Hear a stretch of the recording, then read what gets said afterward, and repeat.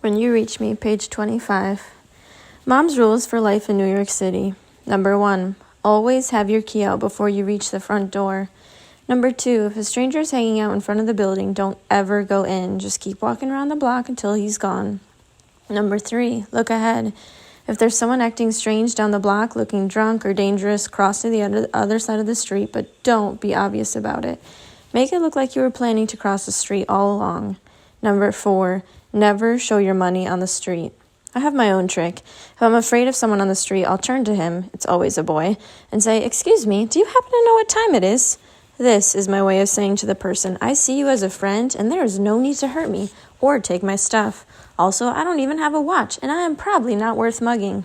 So far, it's worked like gangbusters, as Richard would say, and I've discovered that most people I'm afraid of are actually very friendly. Things you wish for. "Miranda," Mom calls from the kitchen, "we need you to keep time. This egg timer ticking is driving me crazy." So I watch the second hand of the kitchen clock while Richard feeds Mom clues. Then Mom gives the clues while Richard guesses. "Can I play?" I ask after about 5 seconds. "Sure." "Richard, you keep time for a while." Mom stretches and peels off her purple sweatshirt. As it goes over her head, her face falls free of the collar and bounces down around her shoulders. As usual, this makes me curse my non-existent dad, who must be to blame for my hair, which is straight, brown, and just kind of there. I blame this stupid, flat, brown hair on my father, but otherwise I don't hold any grudges against him. In my book, Meg is looking for her father. When she finally goes to Camazotz, which is a planet somewhere near the Big Dipper where he's being held prisoner, this evil man with red eyes asks her why she wants him, and she says, "Didn't you ever have a father yourself? You don't want him for a reason. You want him because he's your father." So I figure it's because I never had a father that I don't want one now. A person can't miss something she never had. Richard is looking at the kitchen clock, waiting for the second hand to go to the 12. "Okay, get ready, go!" I look down at the first card. This is something you spread on toast," I say. "Butter!" Mom yells. Next card. "You drink a milkshake with this. You suck through it." "A straw!" Mom yells. Next. "It's leather, and it holds your pants up. A belt. It's sweet. You drink it in winter, after you go sledding." "Hot chocolate!" It's good to play. To think of nothing but the next word, and to have Mom think of nothing but the next words out of my mouth. We fly through the pack of 7 words. "You're good at this," Mom says when we finish with 5 seconds to spare. I'm smiling. "I really think you're going to win," I tell her. "Don't get your hopes up," she warns. "This is just the speed round. The speed round is the easy part." The truth is that our hopes are already up. Our wish list is stuck to the fridge with a magnet Mom stole from work. Number 1, trip to China. Number 2, good camera for trip to China.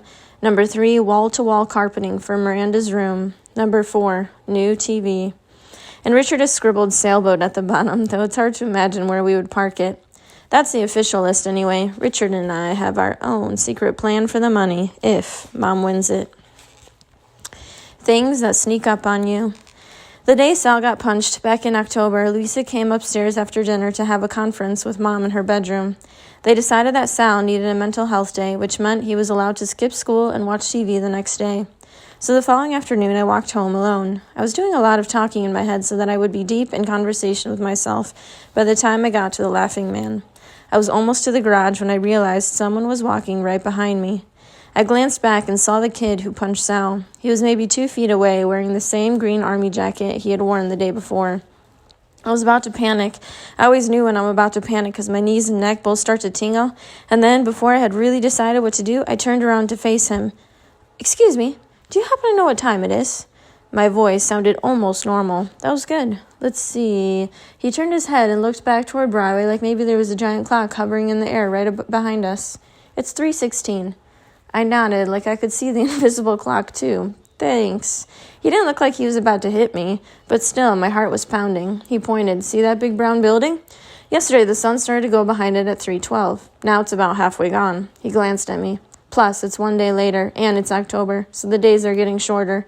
I stared at him. He looked down at his hand, which held a key. He pushed the other hand into his pants pocket. "I'll have a watch," he said. "Oh," I said. "Me neither." He nodded, and I wasn't afraid anymore, but as soon as the fear was gone, I filled up with guilt. "Look at you," my brain said, "chatting with the kid who punched Sal." My brain has a way of talking to me like that. I've got to go," I said, and I didn't let myself glance back until I got to the corner. When I did, the kid who punched Sal was gone. That was when I realized that he must live in the apartment over the garage, the one with dead plants on the fire escape and bed sheets hanging over the windows. I'd forgotten all about the laughing man. His legs were sticking out from under the mailbox, and I was afraid. I was careful not to wake him. All right, we're going to end there today. The next chapter is called Things That Bounce.